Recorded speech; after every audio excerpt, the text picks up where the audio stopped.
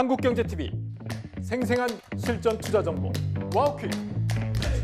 월 5,000원 커피값으로 투자 정보가 내 손 안에 배달됩니다. 와우킥 N에서 만나요.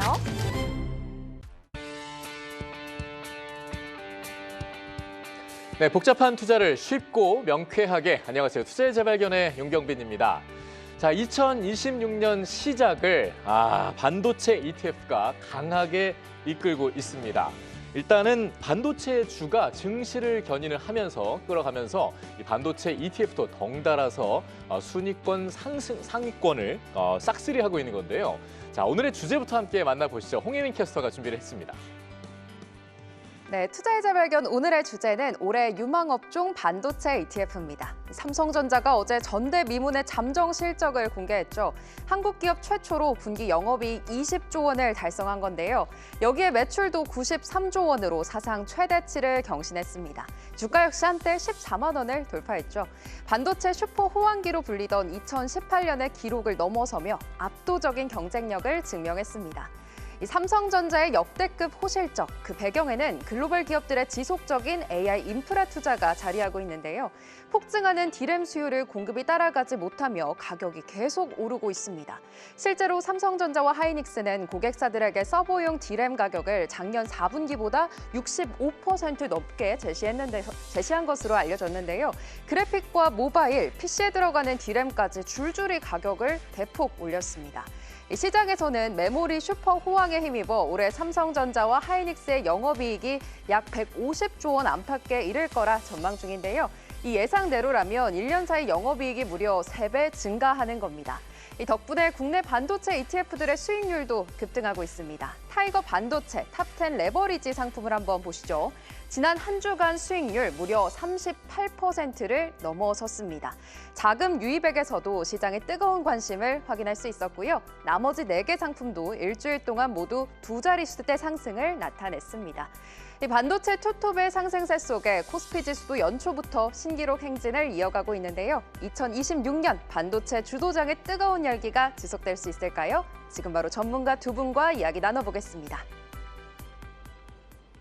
네, 어떻게 보면 당연해 보이면서도 꼭 당연하지만 않은 이 반도체의 강세.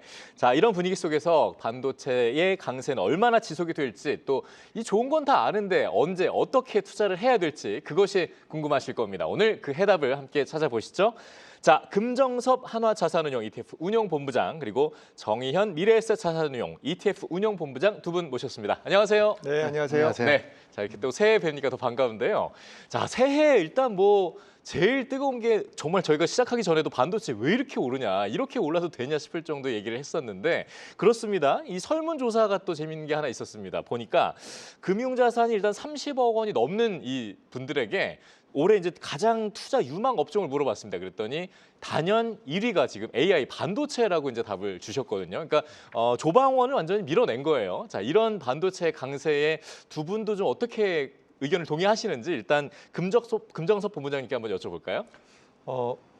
사실은 여기 금융자산 30억이면 이제 거액 고객들이신데, 그렇죠. 시장 참여자들 중에서 이 부분을 좀 부정할 사람들은 아주 보기 어려울 것 같아요. 예, 네. 저도 당연히 같은 의견이고요. 근거는 사실은 반도체 쪽이 올해 이익 성장률이 엄청 높을 것 같아요. 예. 그러니까 작년에 코스피 200 기준으로 영업이익이 대략 한 270조 언저리였는데 올해 200의 26년 네. 이익 추정치가 한 400조 정도 되거든요. 오. 그러면 시장 전체적으로는 한 45% 정도 증가하는데, 네. 이 반도체 섹터를 좀 뜯어서 보면은 25년도에 50%, 26년도에는 125%까지 올립니다. 그러니까 2배 이상 돈을 더 번다고 하는 거니까 예. 다른 섹터랑 좀 비교를 하더라도 반도체가 좀 압도적이에요. 그러면은 사실은 이쪽의 전망이 좋다고 보는 게 네. 일단은 맞다고 볼 수 그렇죠. 있겠죠. 예. 네, 반도체 강세는 맞다라고 보고 계시고 우리 정의현 본부장님도 마찬가지입니까? 어떻게 보고 계세요? 예, 저도 그 부분 이제 동의를 하고요. 하실 수밖에 없죠. 네. 그 AI 모델이라는 것 자체가 사실은 승자가 좀 많은 것을 가져가는 시장이잖아요. 사실 네. 이등둔에는 그렇게 필요가 없습니다. 사실 승자가 많은 것을 가져가는 시장이기 때문에 아무래도 경쟁이 더 치열하게 되는 거고요. 그래서 이 AI 모델에 대한 경쟁이 치열해질수록 반도체 수요가 초과 수요가 계속 나타나는 그런 상황이 되고 미국의 이제 민간 부분을 보게 되면 구글이랑 이제 오픈 AI가 이제 AI 모델로 경쟁을 하고 있고 네. 그리고 이제 국가 단위로 보면 AI 산업을 이제 안보 산업, 패권 산업으로 이제 인식을 하고 있기 때문에 미국과 중국이 이제 다툼을 하고 있는 그래서 이제 경쟁이 더욱 이제 계속 치열하게 이제 이루어지고 있기 때문에 AI에 대한 투자도 이게 1등이 되기 위해서는 계속 적극적으로 투자를 할 수밖에 없는 상황입니다. 네. 그래서 이제 메모리 반도체, 국내 이제 메모리 반도체에 대한 수요가 구조적으로 이제 성장할 수밖에 없는 그런 국면이라고 이제 말씀을 드리고 싶고 그 결과로서도 이제 이런 이제 메모리 반도체의 가격 상승이 계속 나타나고 있고 그리고 이제 올해 26년에도 D램의 이제 수요 증가율도 생산의 이제 증가율을 상회할 것으로 이제 예상이 되기 때문에 업황 강세가 좀 지속될 것으로 보고 있습니다. 네. 어쨌든 이렇게 유망함에 대한 이견이 없다라는 걸 저희가 확인을 한 건데 이건 유망함이고요. 근데 지금 이미 2026년이 시작하자마자 이 흐름은 도대체 어떻게 설명을 해야 되는 겁니까? 왜 이렇게 연초부터 뜨겁게 달리는 건지 그 배경과 이유를 좀 우리가 좀 알고 넘어가 봐야 될 것 같아요. 정의연 본부장님 어떻게 보고 계십니까? 네, 실질적으로 이제 왜 올랐냐 이런 뭐 수치적으로 좀 이제 살펴보게 되면 예. 최근에 이제 반도체 기업들의 이제 주가 상승이 결국에는 이제 메모리 반도체의 가격 상승으로 인해서 다른 증권사나 이제 애널리스트 국내 해외 모두 삼성전자나 하이닉스에 대한 실적 추정치에 대해서 상향을 하기 시작했습니다. 그래서 추정치를 이제 계속 타겟 프라이스가 올라가니까 삼성전자나 하이닉스 반도체 기업들의 주가도 이제 그에 맞춰서 계속 이제 올라가고 있는 상황이고요.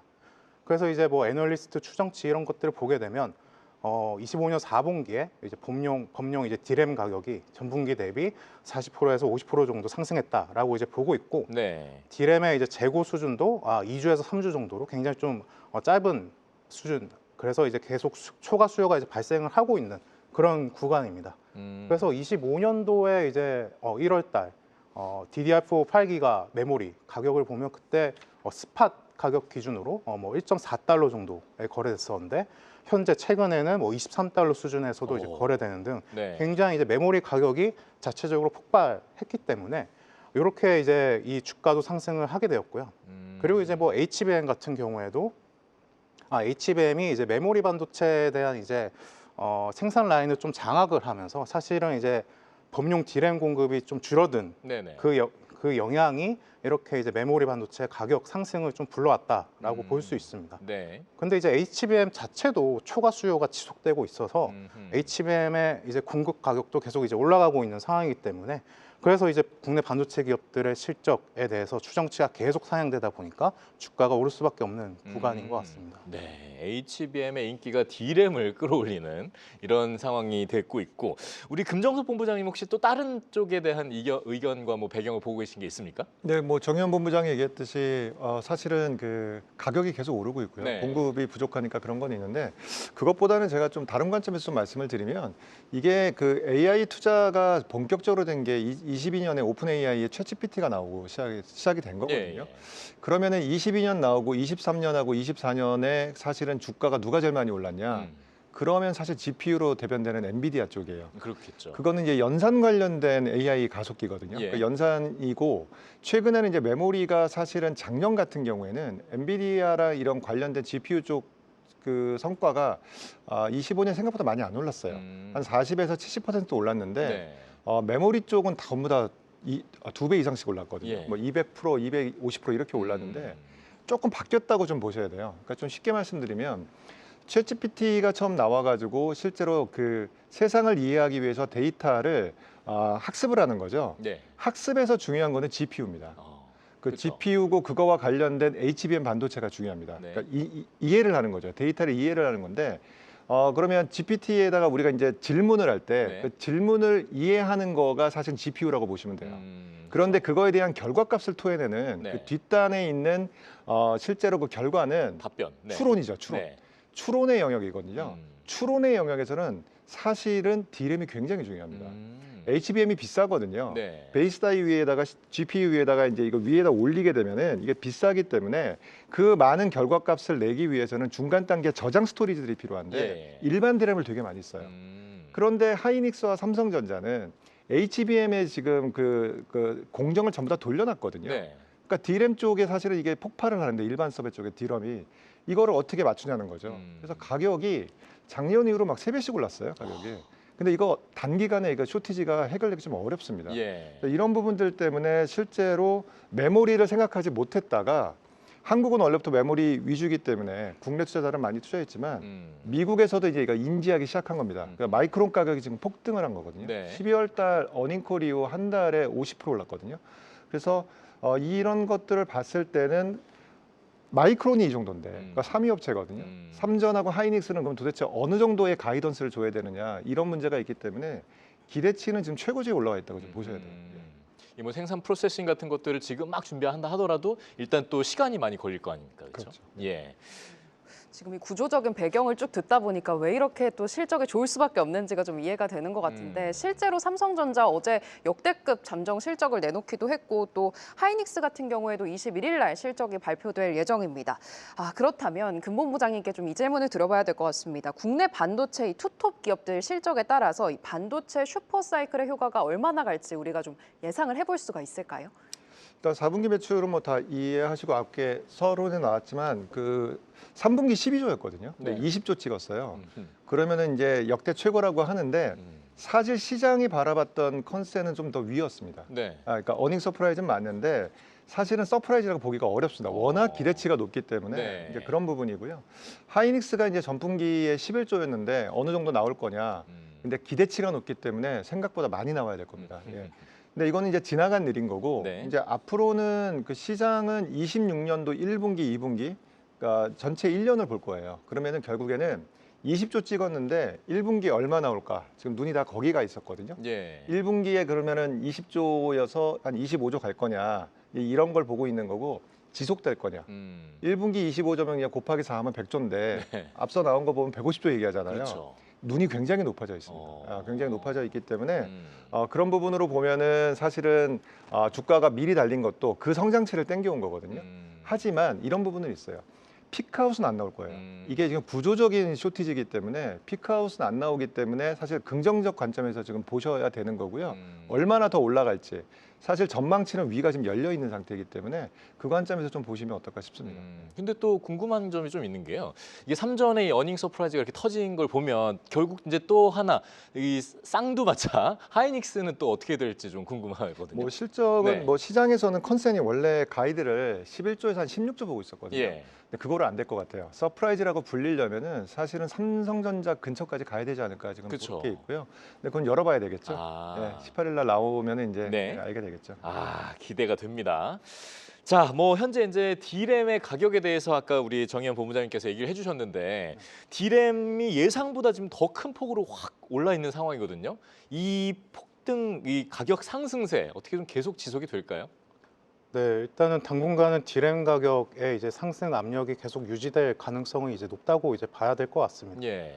현재 삼성전자나 이제 SK 하이닉스가 한정된 생산 라인을 지금 이제 HBM에 집중을 하고 있는 상황입니다. 그래서 HBM 생산을 늘리면 늘릴수록 이제 범용 D램의 생산량이 자연스럽게 줄어들면서 공급에 대한 이제 뭐 병목 현상이 네. 나타날 수밖에 없는 그런 상황이라고 이제 보고 있고요. 네네. 근데 이제 이걸 이제 해결하려면 결국에는 신규 공장, 신규 라인을 늘려야 되는데 그렇죠. 이거에 대한 이 공급에 대한 이제 확대할 수 있는 예정이 뭐 내년부터 27년부터 이런 게 이제 예정이 되어 있기 때문에 올해 안에 공급이 획기적으로 늘기가 어려운 상황입니다. 그런데 이제 반면에 이제 우리가 수요 측면을 좀 살펴보게 되면 네. 수요는 이제 계속해서 증가하는 그런 구조적인 이제 부분이 있는데 기존에 이제 주된 사용처였던 PC나 스마트폰 뭐 이런 데이터 센터 외에도 지금은 이제 휴머노이드 로봇 뭐 그리고 자율주행 그리고 온디바이스 AI 이런 게 이제 보급이 되기 시작하면서 메모리, D램에 대한 수요가 더 늘어나고 있는 상황입니다. 네. 그래서 이제 수요 측에서는 결국에는 우선 배분을 좀 받기 위해서 더 높은 가격을 지불해서라도 D램을 이제 메모리를 살 수밖에 없는 그런 상황이 계속해서 이제 나타날 걸로 이제 보여지고요. 예. 그런데 이제 우리가 이제 좀 지켜봐야 될 점은 좀 주의해야 될 점을 좀 생각을 해본다면 이 가격이 오를수록 PC나 스마트폰 이런 그 기기들에서는 메모리 반도체를 좀 덜 담는다던가 네. 좀 수요를 좀 줄인다던가 그런 이제 조절을 또 할 수 있는 그런 가능성은 있습니다. 예. 그렇기 때문에 이런 과정이 나타나면 또 숨고르기가 좀 진행이 되고 그리고 다시 디램 가격이 재차 상승하는 뭐 그런 과정이 26년도에 좀 반복되지 않을까라고 좀 보고 있습니다. 네, 근데 뭐 숨고르기가 진행이 된다 하더라도 일단 그 수요 자체를 못 따라오니까 뭐 계속해서 좀 일단 올라갈 수 있을 가능성에 대해서 우리가 좀 열어놓고 봐야겠다 이런 얘기신 거잖아요. 자 이쯤에서 저희가 이제 가장 중요한 수익률 얘기를 좀 안 해볼 수가 없을 것 같습니다. 국내 운용사별로는 반도체 ETF가 어떤 것들이 있는지 일단 궁금하실 것 같고요. 그 수익률은 또 어떨지 우리 홍예민 캐스터가 핵심 1분 컷으로 준비해봤습니다.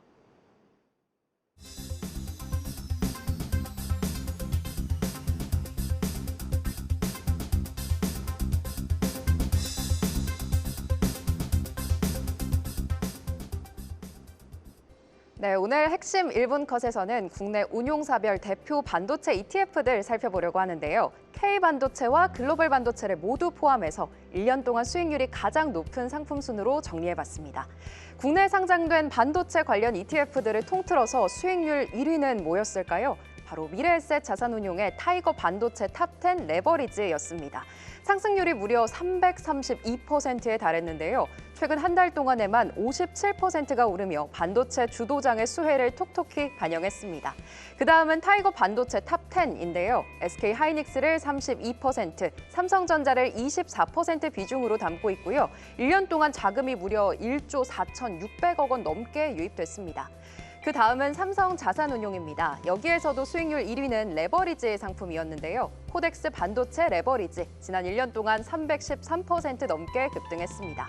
2위는 코덱스 AI 반도체 ETF가 차지했는데요. HBM, 5G, 자율주행 등 AI 반도체 관련 국내 대표 기업들에 투자하는 상품이고요. 작년 5월 순자산 2천억 원을 돌파한 뒤 8개월 만에 5배 규모로 성장했습니다. 이번에는 한화 자산운용 상품들 살펴보시죠. 상품의 종류는 제한적이지만 글로벌 반도체 ETF에서 두각을 나타내고 있는데요. 플러스 글로벌 HBM 반도체 연간 수익률 187%를 넘어섰습니다. 마이크론을 27% 비중으로 가장 높게 담고 있는데요. 마이크론의 강력한 실적 발표, 거기에 CES 2016의 모멘텀까지 이어지며 지난 한 달 수익률도 27%를 웃돌았습니다. 네 번째는 한국투자신탁운용의 상품들입니다. 에이스 반도체 ETF 중 수익률 1위는 에이스 AI 반도체 포커스였는데요. 이름 그대로 소수의 AI 반도체 대표 종목에 압축 투자 중인 상품이죠. 한미반도체와 SK 하이닉스, 삼성전자 이 세 종목이 약 75% 비중을 차지하고 있습니다. 수익률 2위는요. 에이스 글로벌 반도체 탑4 플러스인데요. 글로벌 반도체 시장의 메모리, 비메모리, 파운드리, 반도체 장비까지 주요 4대 축에 집중적으로 투자하는 상품입니다. 마지막으로 KB 자산운용의 ETF들 확인해 보시죠. 지난 한 달 동안 가장 수익률이 높았던 건 라이즈 AI 반도체 탑10인데요. 국내 AI 반도체 대형주와 장비, 부품 강소기업 10개를 선별한 상품으로 작년 8월에 상장됐고요. 1년 기준으로는 라이즈 비메모리 반도체 액티브 ETF가 63%의 수익률로 성과가 좋았습니다. 이렇게 해서 오늘은 국내 운용사들의 대표 반도체 ETF들을 연간 수익률 순으로 정리해봤는데요. 글로벌 반도체 기업들의 수익률을 압도하는 우리 K반도체의 저력을 확인할 수 있었습니다. 오늘의 핵심 1분 컷이었습니다. 네, 홍혜민 캐스터 수고했습니다. 우리 두 분 보셨습니까? 금정석 본부장님, 정의원 본부장님 수익률 보셨죠? 지금 이게 사실 지난 한 달 그리고 1년의 수익률을 이렇게 본 건데 지금 지난 일 말고도 올해만 봐도 이미 지금 굉장히 뜨겁게 달리고 있잖아요. 그러니까 이렇게 올랐는데 이게 지금 들어가도 돼? 너무 고점 아니야? 이렇게 좀 우려가 되는 수밖에 없어요. 이런 상황에서 좀 어떻게 우리가 좀 투자를 해도 될지 이거에 대한 해석, 좀 관점을 좀 부탁드리겠습니다. 금정석 본부장님께서 먼저 좀 말씀해 주시겠어요? 네, 뭐 중복되는 얘기인 것 같은데 네. 메모리는 지금 공급 확대가 굉장히 어렵습니다. 네. 아까 뭐 27년부터 얘기하고 있는데 가장 그 근접한 게 지금 용인 쪽에 지금 건설하려고 하는 그게 지금 가장 빠른 거거든요. 근데 이제 핵심은 뭐냐면은 HBM 쪽으로 몰려 있으니까 레거시가 지금 폭등을 하는 상태인데 레거시가 많이 필요하다라는 네. 얘기인 거고요.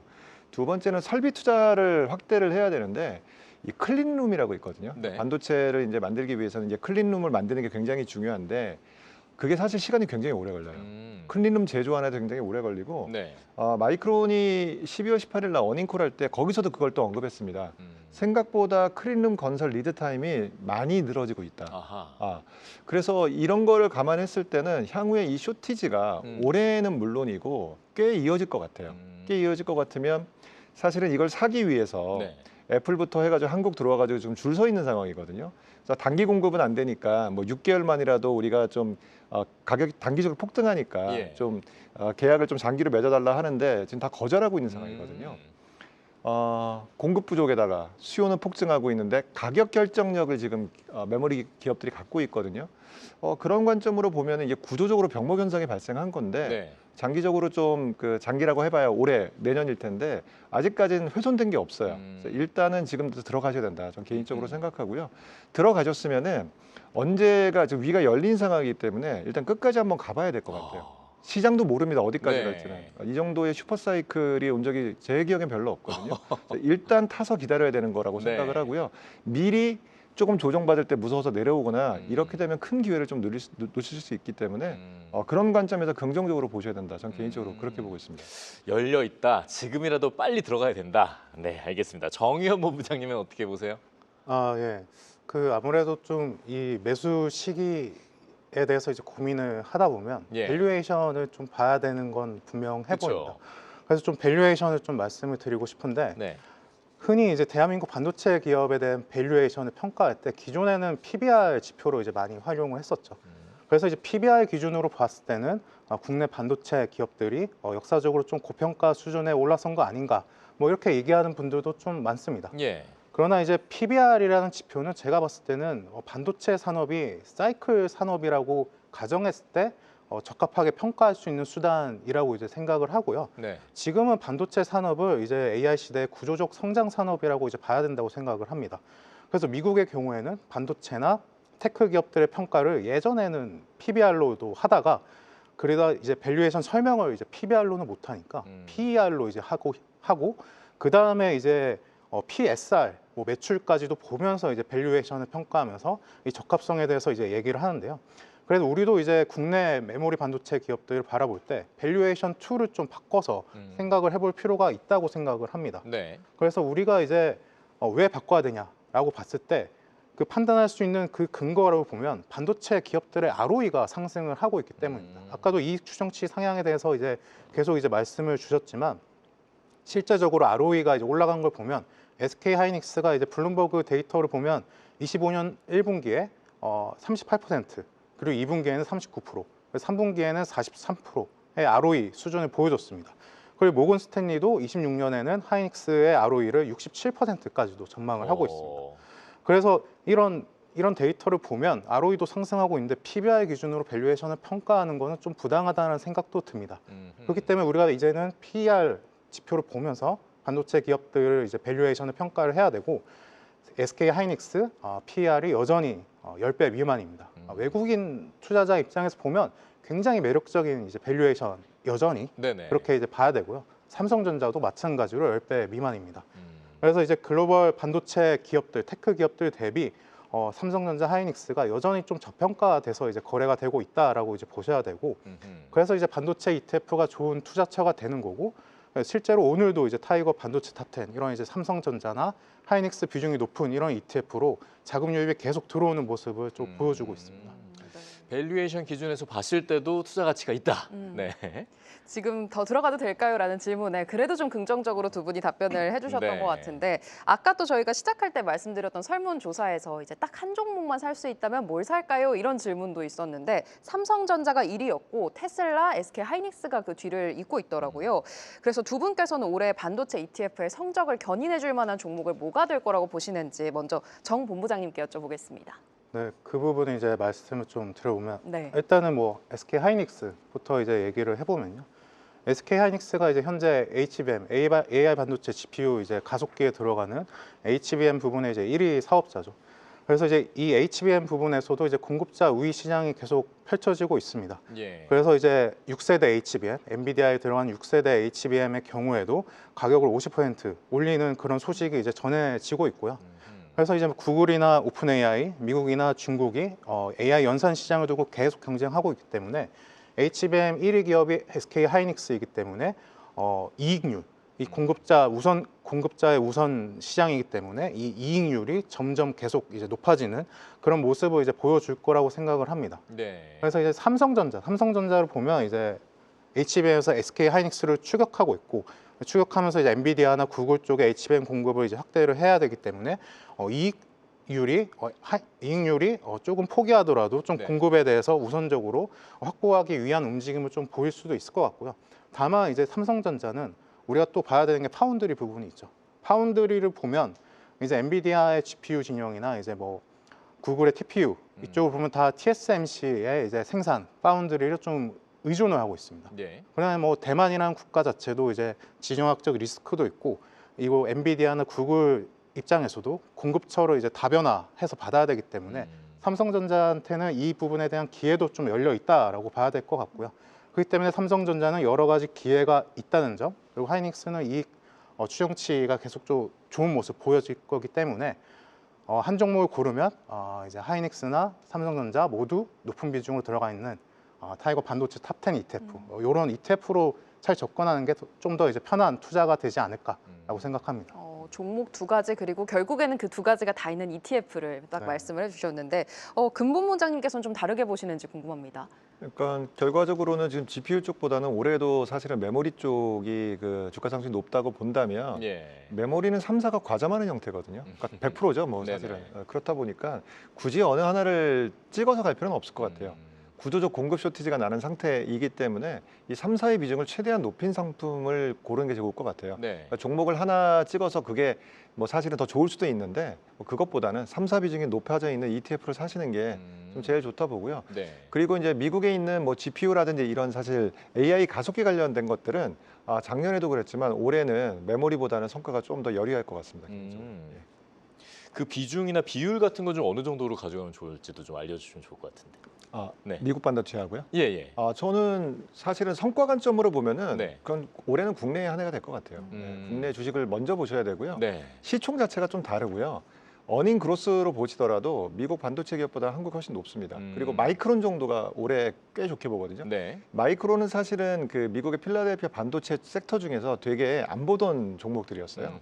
종목이었는데 이 구조적인 메모리 쇼티지가 미국 시장에 알려지기 시작했고 젠슨왕도 얘기했었거든요. 네. 앞서 말씀드렸듯이 AI 시대에 메모리 병목이 굉장히 심하다 언급을 했듯이 이 부분이 좀 알려지면서 최근에 되게 많이 올랐어요. 네네. 예, 그런 관점으로 보면 이 세 3사가 사실 앞으로 좀 시장을 끌고 갈 것 같습니다. 알겠습니다. 요 3사는 반드시 좀 잘 녹여보시면 좋을 것 같고요.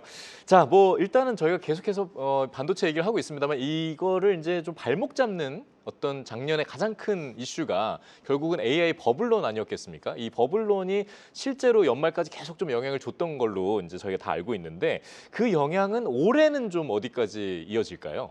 어떻게 보세요? 일단 저부터 좀 말씀을 드리면 AI 버블이라고 하면은 사실은 좀 정확한 표현은 아닌 것 같고요. 그 AI를 그 구성하는 밸류체인은 굉장히 많아요.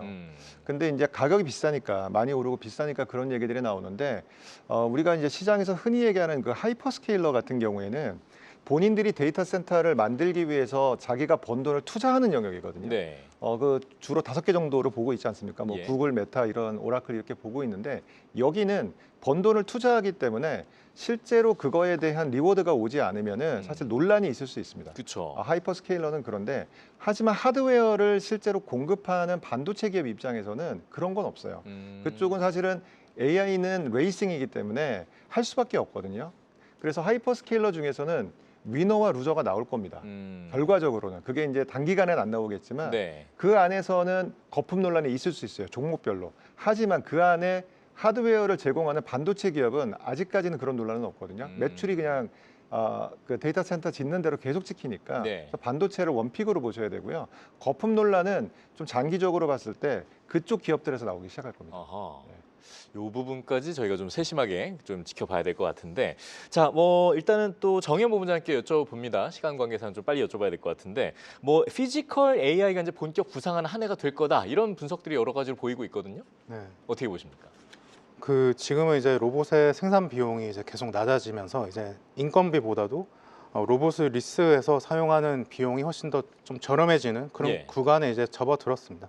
그렇기 때문에 인건비가 높은 국가들 그리고 이제 대한민국처럼 노령화가 좀 진행되고 있는 국가들은 이런 그 제조업에서의 자동화 대전환을 좀 이루어야 경제 성장률을 좀 이끌어 갈 수 있는 그런 상황이 됐고요.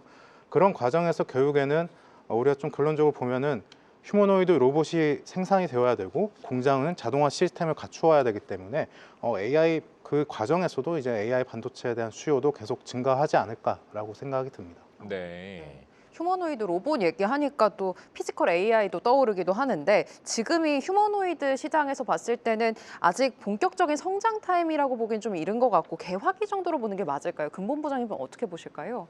그러니까 저희가 AI 투자를 하는데 그러면은 결과적으로 왜 하느냐를 보면은 네. 지금은 사실은 추론 영역에서 AI 에이전트 쪽 그리고 그 오픈 AI로 대변되는 그 정도로 지금 사용이 있는데 결과적으로 끝판왕은 피지컬로 보셔야 돼요. 그러니까 이게 실생활에 들어와서 저희가 불편한 것들을 해소시켜주는 영역인데 시장에서는 두 가지를 지금 가장 빨리 보고 있거든요. 일단 모빌리티 쪽 관련해서 로보택시 관련된 네. 그 안에도 학습과 추론이 다 들어가니까요. 근데 마지막에는 결과적으로 이제 휴머노이드 로봇으로 갈 겁니다. 그런데 이 시장이 언제 열릴 거냐가 문제가 되거든요. 그러니까 결과적으로는 그쪽이 끝판왕인데 네. 2050년에 돈을 왕창 번다 그러면 지금 들어가는 게 문제가 되는 거잖아요. 그렇죠. 근데 이거는 약간 좀 논란이 있긴 한데 제 개인적인 의견을 말씀드리면 시장에서 휴머노이드 로봇 시장의 그 규모를 그 얘기할 때 가장 많이 인용하는 게 모건 스탠리 추정치거든요. 네. 2030년에 한화 기준으로 6조 보고 있어요. 얼마 안 됩니다, 시장이. 근데 최근에 현대 그 자동차의 그 아틀라스도 그렇고 나오는 거 보면은 꽤나 빨리 스피드업이 되는 것 같아요. 네. 그러면 자사의 공정에 먼저 넣을 거거든요. 자사 공정에 넣어서 그 학습된 걸 가지고 이제 상용화를 시킬 건데 테슬라도 마찬가지거든요. 그 관점으로 보면은 원래 생각보다는 더 빨라질 것 같습니다. 근데 그리고 그게 실제로 상용화 갔을 때 시장 규모는 장기적으로 사실은 AI 총화로 보셔야 되기 때문에 네. 초기의 개화기이지만 일정 부분 담는 거는 전 추천을 드리고요. 많이 담을 수는 없죠. 네. 앞으로 좀 길게 가야 되지만 하지만 시장 규모는 결과적으로는 굉장히 클 겁니다. 그래서 일부 관심을 두고 담는 거는 저는 개인적으로 추천하고 있습니다. 네, 알겠습니다. 자, 그 정의연 본부장님, 저희가 사실 뭐 AI, 뭐 HBM 이런 것들은 사실 이제 저희가 다 메모리 반도체 기준으로 말씀을 드리고 있는 건데, 뭐 CPU라든가 GPU, TPU 이런 것들은 이제 비메모리 반도체잖아요. 네. 이쪽에 대한 그 구성 종목이 있는 ETF 그런 상품들은 좀 투자해도 괜찮을지 좀 약간 우려스럽거든요. 네, 물론 이제 뭐 AI 데이터 센터나 AI 인프라에 대한 캐펙스가 지속적으로 확대가 되고 있습니다. 뭐 기업 빅테크뿐만 아니라 국가 단위로도 이런 투자가 이루어지고 있는 상황이기 때문에 예. 비메모리 반도체도 물론 초과 수요 시장에서 높은 수준의 이익률이 이제 지속될 것이라고 이제 볼 수가 있을 것 같습니다. 다만 이제 우리가 앞서 말씀하셨던 뭐 AI 과잉이나 중복 투자나 AI 버블론이 나타날 때는 메모리 반도체보다는 비메모리 반도체가 좀 더 큰 변동성을 지니게 될 거라고 생각이 듭니다. 왜냐하면 이제 메모리 반도체도 사실은 HBM이 이제 이런 AI 버블과 직접적으로 수요가 연결되기 때문에 영향을 받긴 하겠지만 지금 범용 디램 그 AI 부분 말고도 다른 범용 디램에서의 이제 가격 상승이 나타나면서 수익성이 좋기 때문에 상대적으로 비메모리 반도체에 비해서 메모리 반도체 기업들이 완충 효과가 있을 거란 생각이 듭니다. 그래서 그런 그리고 또 엔비디아도 이제 뭐 SK 하이닉스의 HBM 가격 인상을 수용을 했거든요. 네. 그런 점을 좀 봐더라도 비메모리 반도체보다는 메모리 반도체 기업 쪽으로 좀 더 힘이 실리고 있어서 그렇죠. 메모리 기업들의 이제 향후 이익률 상향 잠재력이 좀 더 크지 않을까라고 이제 생각을 합니다. 알겠습니다. 그런 밸런싱 좀 잘해봐야 될 것 같고요. 자, 저희가 어느덧 오늘 이 반도체 ETF에 대한 얘기를 할 시간이 다 됐습니다. 그래서 마지막 질문인데요. 아무래도 이제 반도체 ETF에 대한 투자 전략을 좀 한 줄 정리도 좀 부탁드려보겠습니다. 먼저 정의연 본부장, 금정섭 본부장님께 여쭤볼까요? 그 26년은 반도체의 해라고 보고요. 네. 실제로 긴 호흡으로 일단은 끝까지 한번 가봐야 된다. 저는 긴 호흡으로 쭉 가야 된다고 저는 그렇게 생각합니다. 긴 호흡으로 끝까지 가라. 네. 정의연 본부장님 어떻게 보세요? 네, 뭐 삼성전자, SK하이닉스 여전히 좀 저렴한 가격으로 거래가 되고 있다고 생각을 합니다. 그래서 이제 우량주, 대한민국 대표 우량주이기도 하기 때문에 삼성전자와 이제 SK하이닉스 이런 대표 우량주 비중이 높은 타이거 반도체 탑10 ETF 이런 상품들을 좀 주목하시면 좋을 것 같습니다. 네, 우량주 비중이 높은 반도체 ETF를 주목하라. 네, 알겠습니다. 올해는 일단 반도체의 해라는 것들 큰 틀 안에서 그렇게 얘기를 정리할 수 있을 것 같은데요. 두 분 말씀 고맙습니다. 자, 오늘 금정섭 한화자산운용 ETF 운용본부장 그리고 정의연 미래에셋 자산운용 ETF 운용본부장과 좋은 말씀 나눠봤습니다. 고맙습니다. 그리고 홍혜민 캐스터도 수고했습니다. 고맙습니다. 감사합니다.